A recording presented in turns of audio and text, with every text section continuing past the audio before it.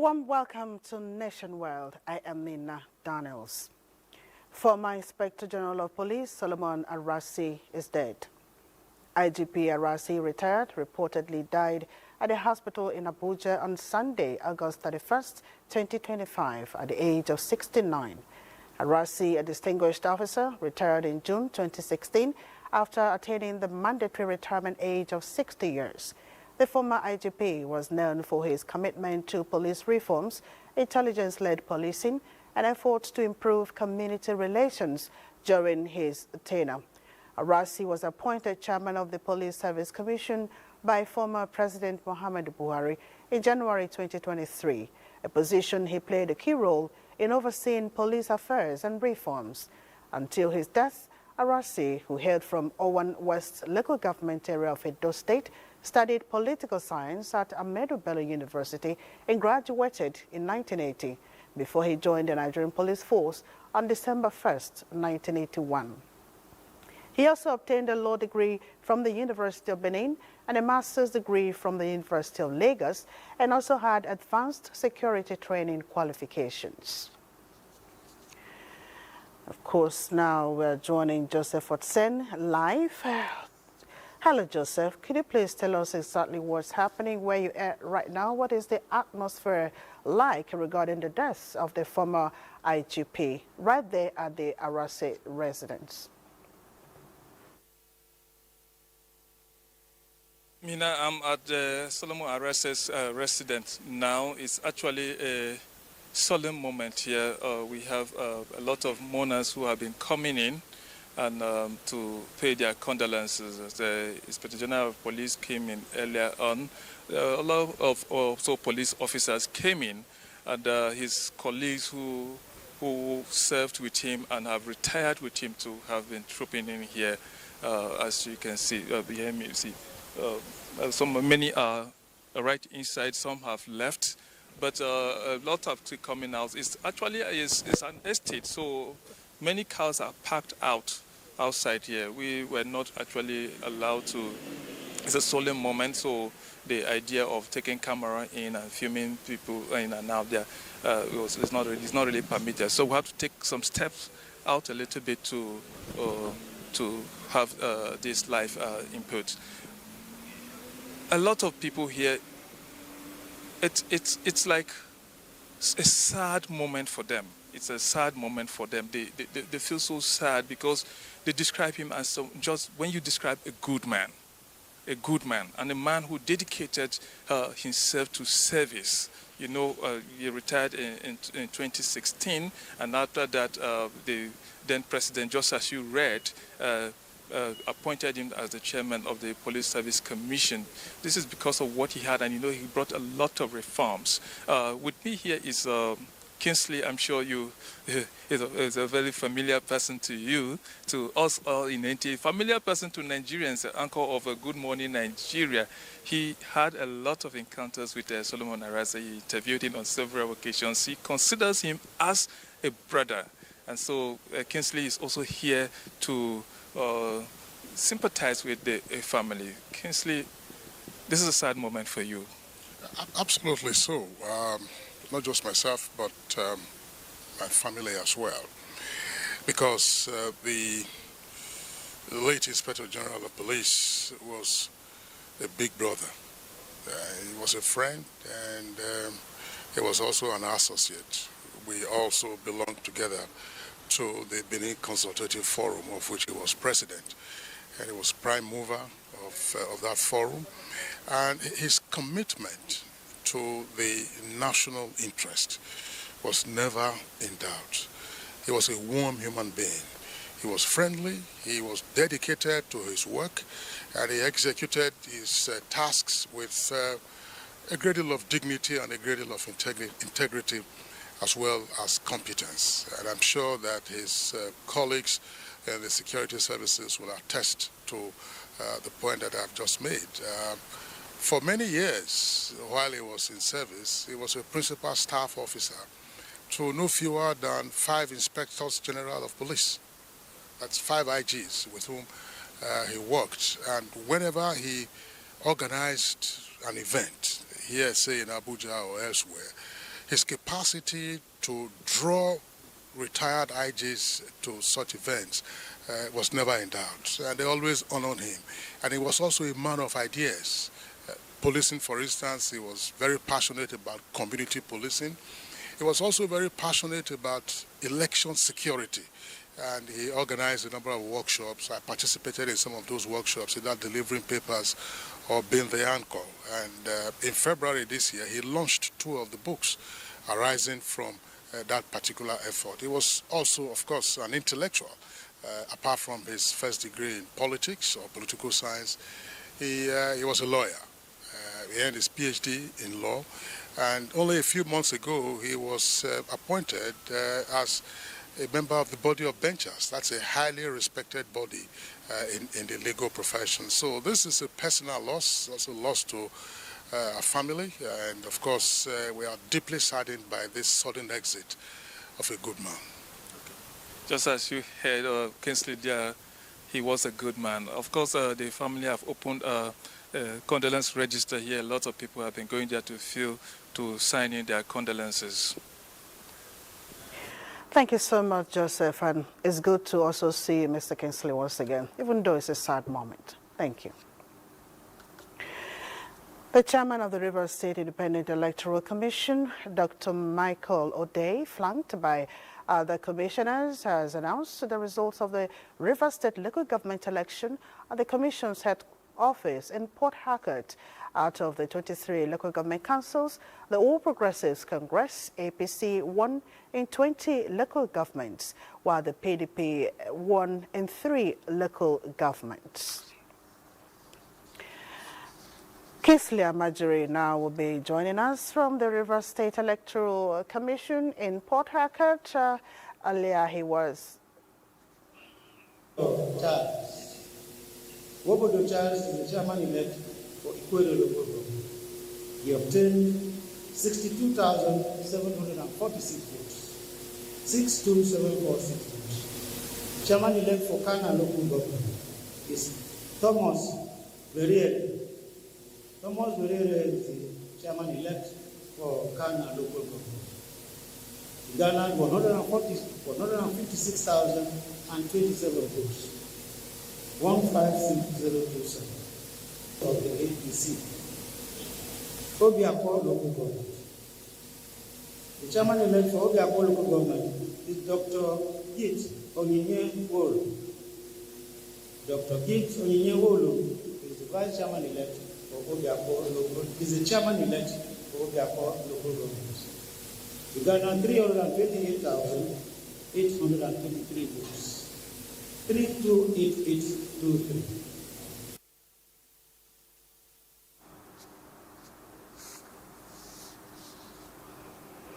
All right, Kingsley Amajiri is now joining us again from the Rivers State Electoral Commission in Port Harcourt. Earlier, he was on Panorama before the announcement. Hello, Kingsley. What's the latest following this announcement? I'd like to inform you that the much-awaited outcome of the Rivers State August 30, 2025 election is out, and from that result that was announced by the chairman of the State Independent Electoral Commission, Dr. Michael O'Day, it is a result that represents APC taking hold of 20 local government councils, while the PDP took 3 local government areas. And for the councillors that were also elected, the three local government councils where the PDP won, it also took hold of all the councillors in those wards, just like the APC also did in the 20 local council areas that it won in that election. From all indication, if you look what had happened before this election, there was a kind of arrangement between the PDP and the APC in Rivers State here.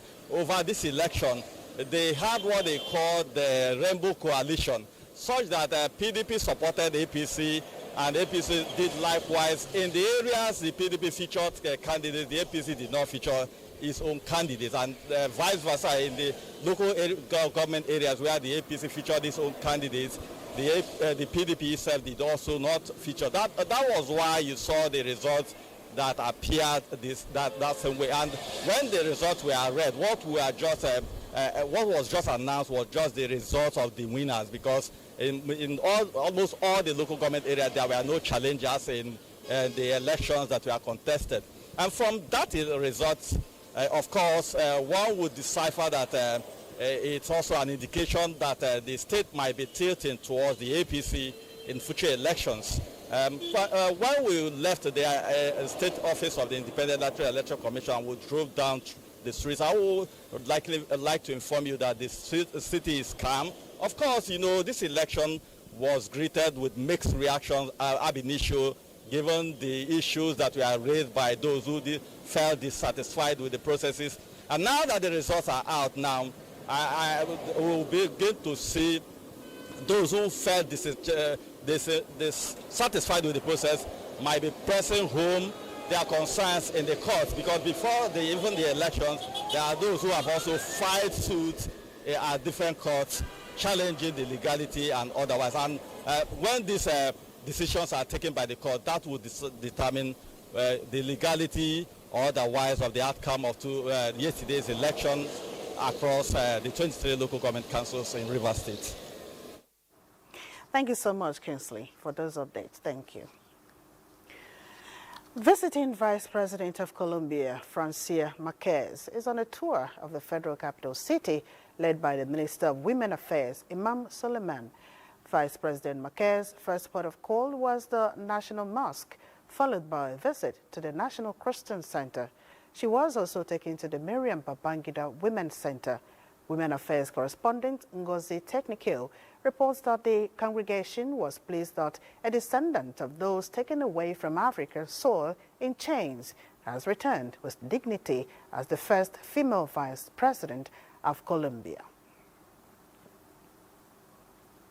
The National Orientation Agency, FCT chapter, has commenced campaign on national reorientation in 5 thematic areas. The director of the agency in the FCT, Acharu Okbalua, is leading the campaign. Through the major streets in the city center of Abuja, they marched, persuading students and other youths to take advantage of the NEL Fund scheme and other government policies towards improving education, youth development, and job creation nationwide. At the marketplace, they spoke in different Nigerian languages, urging citizens to be aware of their environment and imbibe the culture of security consciousness, as well as internalizing national values and getting the correct and required information regarding disaster preparedness, especially on flood mitigation. We have flood mitigation and preparedness, security awareness, Nigerian identity project and national symbols, extreme sign-out practice in schools. To also discourage the attitude of unnecessary spending during students' graduation ceremonies and other irrelevant activities going on in schools is part of reasons for the campaign. Other areas the sensitization is highlighting include the need for citizens to understand the values attached to the national identities and symbols in order to accord them the required respect. A 5-day trainers course for gender desk officers from the South geopolitical zone of Nigeria has ended with a renewed commitment to strengthen gender-sensitive policing. Francis Form reports that the training focused on mainstreaming gender issues into police operations across the zone. Learned a lot. CSP Shulamite Otukpa and CSP Okpadola Rachel, gender desk officers of the Nigeria Police Force, are among participants from the South region who, within the last 5 days, have been equipped with critical skills to tackle sexual and gender-based violence. In the region where I'm from, sexual and gender-based violence is prevalent. And what I have learned is really going to help me to do better at my job. When I come in contact with survivors, I know how to address them and how to treat issues of gender cases, GBV cases. This training has given me more and deeper understanding on how to handle issues of sexual and gender-based violence. They are going back home is for them to step it down in their respective AOR. We gave them training, education, a course for trainers about methodology, didactics, everything what is important, how to train adults, and with their knowledge, with this package what they have received here. The training aimed to reposition the force to be gender sensitive in handling such matters in line with international best practices. Francis from NTA News.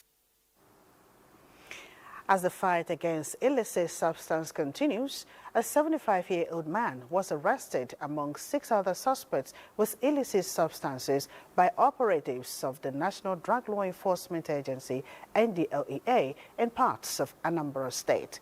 Just as the anti-narcotic agency intercepts tramadol capsules in fuel tanker heading to Borno State. Details of this and more with Salwa Khalil Ibrahim. The 75-year-old man was arrested with 26.7 kilograms of skunk in Anambra State, along with 5 others who were caught with various quantities of opioids. In Taraba State, a 30-year-old man was arrested with a Dane gun during a raid on his 71.5 hectare of cannabis farm, where 178.750 kilograms of skunk were destroyed. NDLEA operatives intercepted 104,900 capsules of tramadol concealed in a fuel tanker heading to Borno State, and a suspect was taken into custody. Additionally, a major supplier of illicit opioids was arrested in Borno State, and 30,640 pills of tramadol, 7,940 tablets of Rofinol, and 7,999,200 naira were recovered from his apartment. While in Ekiti State, NDLEA operatives seized 5.3 grams of loud and Colorado, as well as 2.5 grams of methamphetamine from a 42-year-old drug kingpin. There are also interdictions in Nasarawa, Lagos, Gombe, Adamawa, Kano, Edo, and Ondo State during the week under review. In Abuja, Salwa Khalil Ibrahim, NTA News. Time now to head to Kaduna State, where Salamatu is standing by with stories from that end. Hello, Salamatu.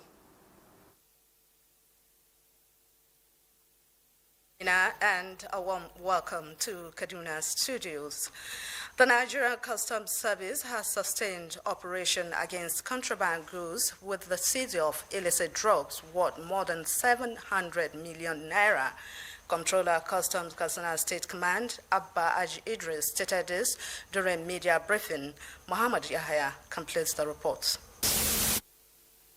The illicit drugs include tramadol, pregabalin capsules, marijuana worth more than 700 million naira were intercepted by the men of Nigerian Customs Service along Kongolam axis in Daura local government area following a credible information. The hard drugs being transported in vehicles posing as convoy to beat security checkpoint. The custom officers on duty engaged the suspect and arrested one of them, who is currently being interrogated as others fled and abandoned the vehicles conveying the drugs. To curb these menace, our men are up and doing, and we are not going to relent.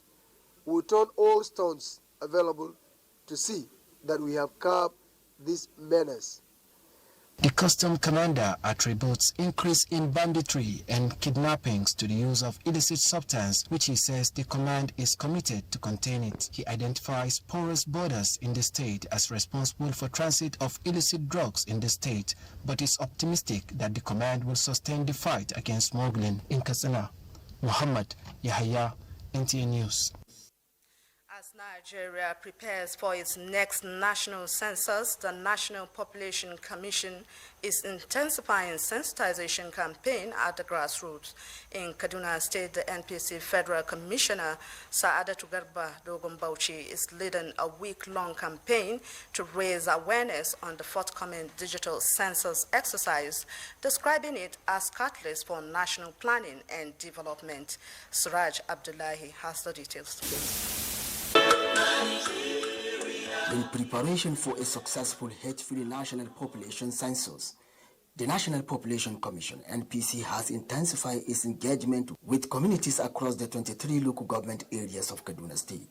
As part of its sensitization drive, the Commission is reaching out to traditional rulers, community leaders, local government chairmen, and various interest groups, stressing the importance of full participation in the forthcoming census exercise. Federal Commissioner of the NPC in Kaduna State, Saadatu Garba Dogon Bauchi, commended the Kaduna State government for its unwavering support and gave firm assurances of inclusive and transparent process. Our core goal remains clear: to ensure that everyone is counted once and counted in the right place without commission or duplication. Local government chairmen and other critical stakeholders have pledged their total support and commitment to ensuring the success of the census. Welcome idea, because they are being proactive before the commencement of the exercise. So I'm going to do whatever it takes to support this program to ensure that everybody is counted in the Kaduna South. The Commission also announced that the forthcoming census will be Nigeria's first fully digital population count. The development of advanced technology is expected to enhance accuracy, transparency, and enable real-time monitoring throughout the exercise. From Kaduna, I am Suraj Abdullahi, NTA News. That will be all from our Kaduna studios. We'll be joining Ladidi at our Maiduguri Network Center for more updates after this timeout. Please stay tuned.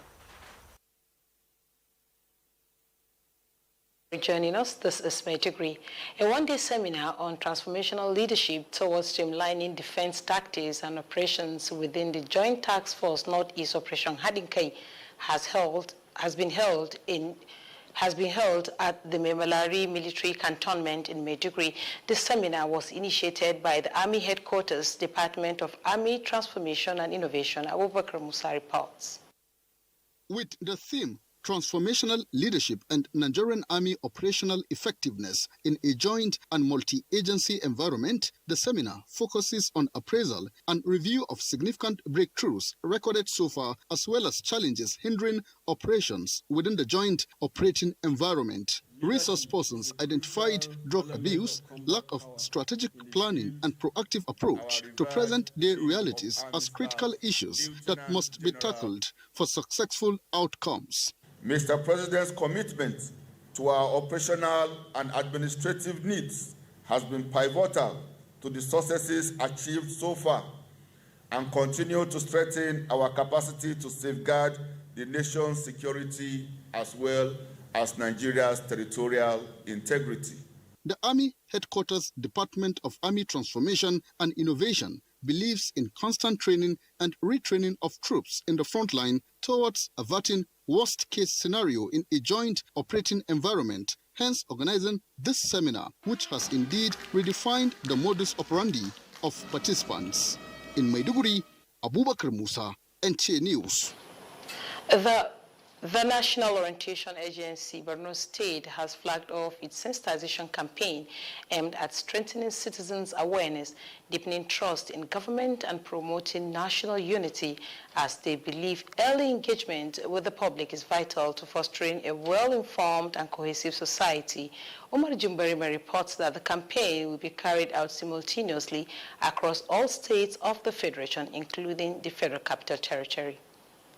The leadership of Director General Malam Larry Issa Onilu, the agency plans to engage citizens through press conferences, town hall meetings, school visitations, motor parks and market rallies, advocacy visits to traditional and religious leaders, and road shows to build mutual trust between the government and the people, with emphasis on early public engagement, critical to fostering a well-informed and cohesive society. The National Orientation Agency has a cross-cutting mandate that runs across so many spectra of government. Key among this mandate is the responsibility to sensitize the general public on government policies, programs, and activities, which in recent time, the agency have expanded its messaging platform to meet the diverse communication requirement of our equally diverse audience demography. Key areas of focus under the campaign's theme include Orientation on the Nelfund student loan scheme, which has already disbursed billions of naira to deserving students, conditional cash transfers to over 2 million households, the Renewed Hope Infrastructure Fund, and the National Youth Investment Fund, among many other impactful government initiatives. The DG urged the citizens of Borno and Nigerians at large to embrace the campaign, actively participate in its various engagements, and serve as partners in building a stronger, more united, and prosperous nation, noting that such strategic grassroots engagements are crucial in fostering unity and understanding among Nigerians.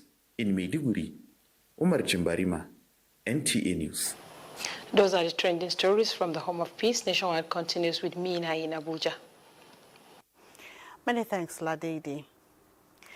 The federal government says it will continue to implement a wide range of socio-economic and educational policies that are designed to improve the safety and welfare of Nigerians in all parts of the country.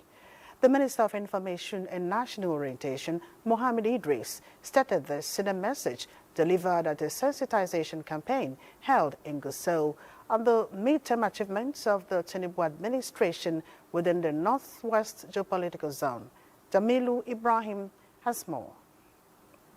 Sensitization campaign organized by Zamfara State Office of the Federal Minister of Information and National Orientation is part of effort to create awareness on various initiatives of the Tinubu administration aimed at securing the country and improving the welfare of the citizenry. A political scientist from the Federal University Gusau delivered a lecture on the major achievements of the Tinubu administration in the past 2 years within the Northwest Geopolitical Zone. He particularly identified the ongoing construction of Sokoto-Badagry Superhighway as well as some railway and power infrastructure in the region. We have a lot of farmers who farm, but the fact that they cannot have easy access to transport what they are farm to another part of the country, they end up selling it cheaper. If it is perishable goods, these goods all perish. A lot of millions of naira have been injected in order to ensure that this road becomes more terrible. The Minister of Information and National Orientation, Muhammad Idris, represented by the officer in charge of the Federal Information Center, Gusau, says the Tinubu administration will continue to implement policies and programs targeted at improving the safety and welfare of all Nigerians. I therefore call on good people of the state to make use of the developmental process to enjoy the dividend of democracy. The sensitization campaign was later extended to the Gusau Central Motor Park, where the staff of the Federal Ministry of Information Center distributed flyers and informational materials containing sectoral achievements of the Tinubu administration. In Gusau, Jamilu Ibrahim, NTA News. The NCDC has operationalized the Nigerian Preparedness and Readiness Alert System, NPRAS, a predictive risk-based platform for decision-making, while conducting structured risk assessments in 8 vulnerable states to inform sub-national hazard profiles and achieve comprehensive donor alignment. Under the leadership of President Bola Ahmed Tinubu, GCFR, the Coordinating Minister of Health has unveiled new strategy for a nation prepared to meet emerging health threats. The minister says under this strategy, the Nigerian Center for Disease Control, NCDC, would operate effectively within the sector-wide approach framework of the Federal Ministry of Health and Social Welfare.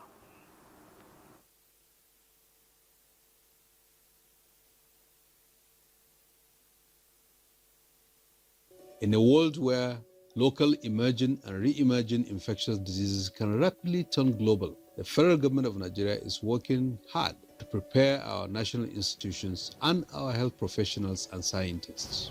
This informed our resolve to reposition the Nigeria Center for Disease Control, NCDC, to be a preeminent reference point on our continent and globally for disease surveillance, prevention, preparedness, and response. The leadership of our president has produced a number of important breakthroughs that promise to enable our country to most effectively prevent or respond to any new or recurrent public health emergencies. Apart from the provision of new disease surveillance and response infrastructure, over 325 infection prevention and control IPC focal persons from 95 tertiary hospitals and 214 secondary facilities nationwide are currently undergoing structured training to become certified IPC professionals, which serves as some major boost to Nigeria's health security workforce. Start strong, finish stronger. That's the message health workers in Benue State are sending to mothers as they intensify calls for full child immunization. Mose Ajawu Ode reports. Immunization remains one of the most effective ways to protect children from deadly but preventable diseases, reducing child mortality and improving community health. It is estimated that about 4 million deaths worldwide are prevented by childhood vaccination every year. They've been giving us days to come, and I know that it's very helpful because it helps them prevent some illnesses in children. And I've not missed any of his appointments. Because it helps their immune system against some diseases, infections, you know. The importance of immunization cannot be overemphasized. In Benue State, many are concerned with mothers who start routine immunization and fail to complete it, leaving children vulnerable to tuberculosis, polio, measles, tetanus, amongst others. Encourage every mother to bring their child for immunization, and they should follow it from day one to the end of it because it boosts the immunity of the children. With greater awareness, easy access and community support, health workers remain hopeful that more mothers will follow through, giving every child the needed food to boost immunity against diseases. In Makudi, Moses Ajau Udi, NTA News. Now, Awal is standing by in Lagos Network Center with stories making the rounds from that part. Hello, Awal.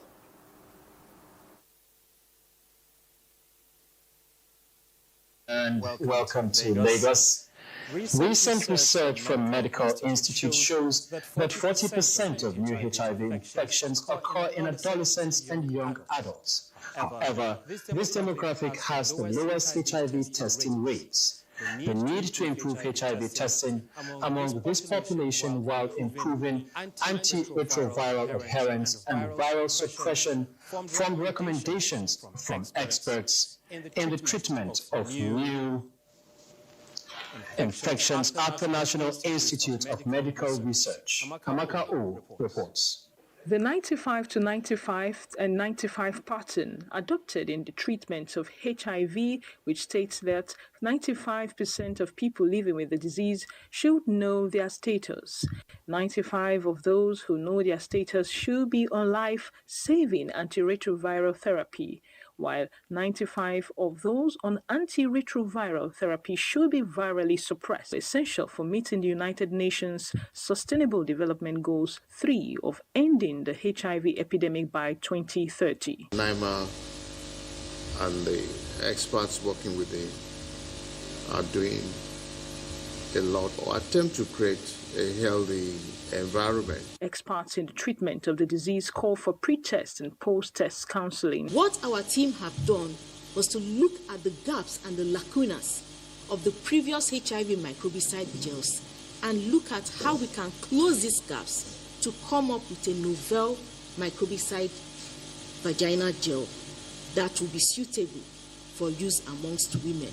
Recent findings also shows that between 2022 and 2023, about 1,000 adolescents and young persons between ages 12 and 24 were tested, and about 120 of them turned out to be positive. All three studies have shown us prevalences of depression and anxiety above 20%. So we are currently putting together a study that will incorporate mental health counseling as part of routine care for children and for adolescents and young adults living with HIV. Optimal adherence to antiretroviral therapy, they say, is necessary in order to achieve viral suppression, halt disease progression, prevent development of drug resistance, stop disease transmission, and improve the quality of life of people living with HIV. In Lagos, Amaka O, NTA News.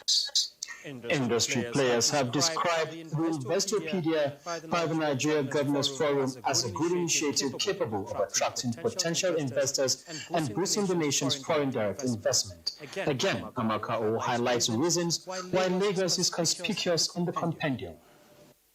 The concept of Investopedia, created by the Nigeria Governors Forum from the 36 states of the Federation, is a one-stop shop for investors to gain insights for proper planning and channel of resources for economic prosperity and improve the standard of living of Nigerians. Lagos, on that Investopedia, has the highest internally generated revenue compared to all the other states, a budget of about $2.2 billion annual budget and almost $1.7 billion internally generated revenue. Industry players say the Investopedia provides leverage and serves as an added advantage for Lagos, which is a top priority investment destination and the commercial nerve center of the country. 90% of technology startups in Nigeria are also in Lagos, and it keeps growing. But it's also an economy that has attracted over billions of dollars of VC flow into Lagos. The convergence of various economic components of strength and unique areas of comparative advantage, experts predict will fast-track the realization of aspirations of the idea behind the Investopedia. Perhaps 99% of all financial institutions are headquartered here in Lagos. Then, of course, you have the largest sports complexes that you need to do significant trade. Lagos is set to contribute over 50% to the nation's GDP and has top opportunity areas, including agriculture, agro-processing, logistics, real estate, and tourism potential. In Lagos, Amaka Owo, NTA News. Those are reports from Lagos. Nationwide continues with Mina in Abuja after the break. Do stay with us. Thanks for joining us again. The Minister of Marine and Blue Economy, Adeboyega Oyetola, commiserates with the victims and families of the recent boat accident in Shagari, local government area of Sokoto State. The minister, in a statement, describes his tragedy as deeply painful and extends heartfelt condolences on behalf of the federal government to all those affected. Reaffirming the federal government's commitment to prioritizing waterway safety, the minister appeals to state governments to urgently complement these efforts by investing in modern non-wooden boats for commercial operations in their states. The minister notes that despite the ministry's recent interventions, including the nationwide distribution of 3,500 life jackets to each riverine state, incidents of boat mishaps have persisted largely due to the widespread use of wooden boats. Oyetola stresses that fiber and aluminium boats, being sturdier, safer, and more durable, represents the global standard for inland and coastal waterway transport and calls on state governments, particularly those with large riverine populations, to urgently invest in these modern boats, describing such investments as both life-saving and economically strategic. Nigeria is currently experiencing the peak of the 2025 rainy season with flooding on the rise. 9 states have been placed on alert due to anticipated heavy rainfall. Musa Baba Aliyu has the details. The sky and earth share a clear understanding. Nature has designed it so that when the sky releases rain, the earth absorbs most of it. However, when the downpour exceeds what the earth can absorb, flooding occurs. Investigations reveal that the amount of rainfall recorded across the country so far exceeded the earlier predictions by the Nigerian Meteorological Agency, NIMET. Currently, 25 states have experienced devastating floods affecting 272,890 people, with 230 lives lost. In the coming days, 9 states, mostly in the north, have been put on high alert. States listed include Sokoto and Zamfara, with Makera and Anka towns specifically flagged. High-risk locations also include Gwaram in Jigawa, Nafada in Gombe, Ngala in Borno, Sumaila in Kano, and Azari and Jama'are in Bauchi State. In Adamawa, Mubi, Sheleng, and Abakumo were named, while Kaita, Bindawa, and Katsina town were listed for Katsina. Areas affected by the flooding in Taraba State include parts of Lau, Karimulamido, Gasol, and Ardo local government areas. Rice and maize farms, most of whom are located close to River Benue, were destroyed, while many houses in villages along the River Benue bank were also submerged. Yobe State also recorded a devastating flood in Patiskun, where more than 500 houses were damaged.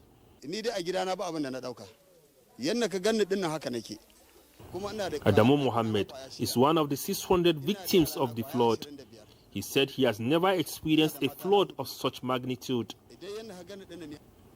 The Ministry of Environment issued a warning that with water level rising in the River Niger, communities along the floodplain from Jaba in Niger State to Lokoja in Kogi State should prepare for possible evacuation. Musa Baba Aliyu, NTA News. The National Agency for Science and Engineering Infrastructure, NASENI, has emphasized the importance of patronizing and supporting locally manufactured products as one of the surest ways of stimulating Nigeria's economy. This was stated during a strategic awareness program held in Damaturu, Yobe State, where the agency highlighted how patronizing made-in-Nigeria goods can drive the country towards prosperity. Yunusa Suleiman reports. The National Agency for Science and Engineering Infrastructure, NASENI, is a federal government agency established to fuel innovation and drive indigenous industrialization for a sustainable future. To this end, the agency brought together local manufacturers, entrepreneurs, and consumers from across Yobe State for strategic focus group discussions centered on sharing innovative ideas to improve the quality, visibility, and patronage of Nigerian-made products. It is a welcome idea, and I hope NASENI will be organizing this kind of forum from time to time so that more and more people will have the opportunity to come and showcase their initiatives and creativity. And I believe when you have the raw materials, you have the labor, and you have the market, what is the point of going out and buying from somebody? You just produce it in your locality. And by producing it in your locality, you have provided your populace with a job. And you can see a lot of manufacturers here. It's an opportunity for them that will be created as a window for them to meet out with NASENI for collaboration and partnership. Several locally manufactured products by NASENI were showcased, including a 4-wheel drive hybrid pick-up van, among the 35 products to be introduced to the Nigerian market, with the hope of being game changers in the nation's manufacturing sector. In Damaturu, Yunusa Suleiman, NTA. The Nigerian Army has distributed fertilizers to farmers in Benue State to boost agricultural productivity and to ensure food security in the country. Chief of Army Staff, Lieutenant General Olufemi Oluyede, who made the donation in Makurdi, says the gesture is to key into the present administration's drive to encourage agriculture and foster the civil-military relationship. Charles Harbour reports that the Chief of Army Staff was represented by the Commander 72 Paratroop Battalion, Makurdi, Lieutenant Colonel Sunday Awom. Benue State has continued to maintain the appellation food basket of the nation, considering its all-crop yielding land with comparative advantage over other states. Farmers who benefited from the distribution of the fertilizers by the Chief of Army Staff, Lieutenant General Olufemi Oluyede, are visibly excited over the gesture, saying it's the first of its kind, and thank the Chief of Army Staff for empathizing with the people of Benue in their trying moments. Representative of the Chief of Army Staff, Lieutenant Colonel Sunday Agwom, explains the essence of the benevolence, saying the Army is desirous of the people to be secured and go back to their farms. The distribution of the farm inputs cut across the 3 senatorial districts of Benue State. Charles Abba, NTA News. The Nigerian Army says it will keep instilling strong work ethics such as discipline, accountability, integrity, and respect to ensure that soldiers develop a mindset aligned with the military's core values. This was re-echoed at the Work Ethics and Organizational Performance Course 7 by the Nigerian Army Resource Center in Abuja. Defense correspondent Olajide Bello reports. In today's complex security environment, ethical lapses and poor organizational performance can have their consequences. This course not only prepares personnel to meet the high standards of military service, but also equips them to respond to evolving challenges with professionalism and integrity. To hone your skills, remind you about some things that you forgot, introduce some new things to you, just to make you better leaders and servants of your respective organizations and services.